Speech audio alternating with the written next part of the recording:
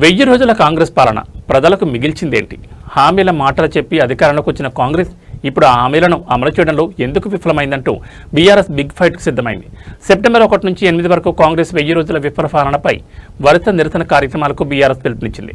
6 గ్యారంటీల నుంచి రైతు సమస్యల వరకు, ఫీజు రియంబర్స్మెంట్ నుంచి ఉద్యోగాల వరకు, వృద్ధులు, మహిళలు, వికలాంగుల సమస్యల నుంచి తాగునీరు, పారిశుద్ధ్యం, శాంతి భద్రతల వరకు ప్రతి అంశాన్ని ప్రజల్లోకి తీసుకెళ్లాలని బీఆర్ఎస్ నిర్ణయించింది.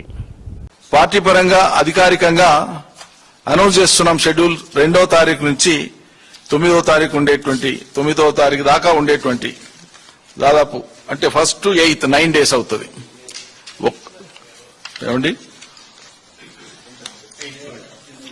8 days 8 రోజుల పాటు సరిగ్గా 8 రోజుల పాటు ఉండేటువంటి షెడ్యూల్ ని మేము ప్రకటిస్తున్నాం. మొదటి రోజు 1 సెప్టెంబర్ నాడు ఈ ప్రభుత్వం మీద తెలంగాణ భవన్లో ఇక్కడే ఒక లోగోను ఆవిష్కరించి ఛార్జ్షీట్ను ఈ ప్రభుత్వం మీద, కాంగ్రెస్ ప్రభుత్వం మీద ఛార్జ్షీట్ను నమోదు చేస్తూ ప్రజలకు విడుదల చేస్తాం.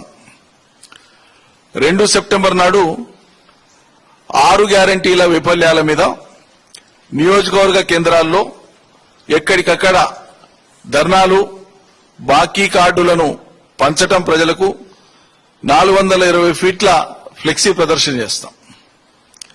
అదేవిధంగా 3వ తేదీ నాడు వ్యవసాయ విధ్వంసం పైన 22A కింద 22A కింద నిషేధిత జాబితాలో పెట్టినటువంటి వ్యవసాయ భూములను పెట్టిన దానికి, వ్యవసాయ విధ్వంసం రెండింటి మీద వ్యవసాయం, నీటిపారుదల రంగం, విద్యుత్తు, యూరియా, రైతు బీమా కొరకు రైతు సదస్సులు గ్రామీణ ప్రాంతాలలో, హైదరాబాద్ మరియు అర్బన్ ప్రాంతాలలో ఎక్కడికక్కడ ధర్నాలు నిర్వహించేటట్లుగా 3వ తారీఖు నాడు, అదేవిధంగా 4వ తేదీ నాడు వృద్ధులు, వికలాంగులు, మహిళలతో సదస్సులు, మహిళలకు 2500 ఇస్తామని ఇవ్వకపోవడం, కేసీఆర్ కిట్ను బంద్ చేయడం, కళ్యాణ లక్ష్మికి మంగళం పాడడానికి సన్నద్దం కావడం, షాదీ ముబారకు మంగళం పాడడం, తులం బంగారం పూర్తిగా ఎగ్గొట్టడం, ఎక్కడ ఇవ్వకుండా విద్యార్థినులకు స్కూటీలు ఇవన్నీ ప్రభుత్వానికి నిరసనగా వంటా వార్పు ఉంటుంది.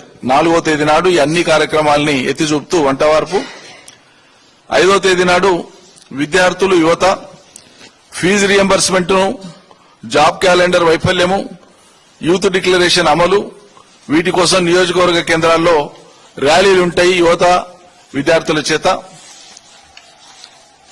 అదేవిధంగా ఆదిలాబాద్ మరియు సింగరేణి నియోజకవర్గాలలో, సింగరేణి ప్రాంత నియోజకవర్గాలలో ప్రత్యేక నిరసనలుంటాయి. 12 నియోజకవర్గాల్లో నిరసన సదస్సులు ఏర్పాటు చేస్తారు. అదే 5వ తేదీ నాడు. 6వ తేదీ నాడు హైదరాబాద్ నగరానికి సంబంధించి మిగిలిన తెలంగాణ నియోజకవర్గాల్లో కూడా తాగునీరు, వీధి దీపాలు, శాంతి భద్రతలు, ట్రాఫిక్, బస్సీ దవాఖానా సాధనకై ఆటోల ర్యాలీ ఉంటుంది. 6వ తేదీ నాడు భారీగా ఆటో ర్యాలీ హైదరాబాద్ మహానగరంలో. మిగిలిన తెలంగాణ గ్రామీణ ప్రాంతాల్లో అదే రోజు పల్లెల విధ్వంసం, పడకేసినటువంటి పారిశుద్ధ్యానికి నిరసనగా గ్రామాల్లో ఎక్కడికక్కడ ఏ రూపంలో వీలైతే ఆ రూపంలో నిరసన కార్యక్రమాలు అక్కడ స్థానిక ప్రజలు చేసేటట్లుగా పిలుపునిస్తున్నాం. 7వ తేదీ నాడు ప్రజావాణిలో భాగంగా అన్ని జిల్లా మరియు మండల ప్రజావాణి కేంద్రాల్లో 420 హామీల అమలుపై వినతి పత్రాల, సామూహిక వినతి పత్రాల సమర్పణ.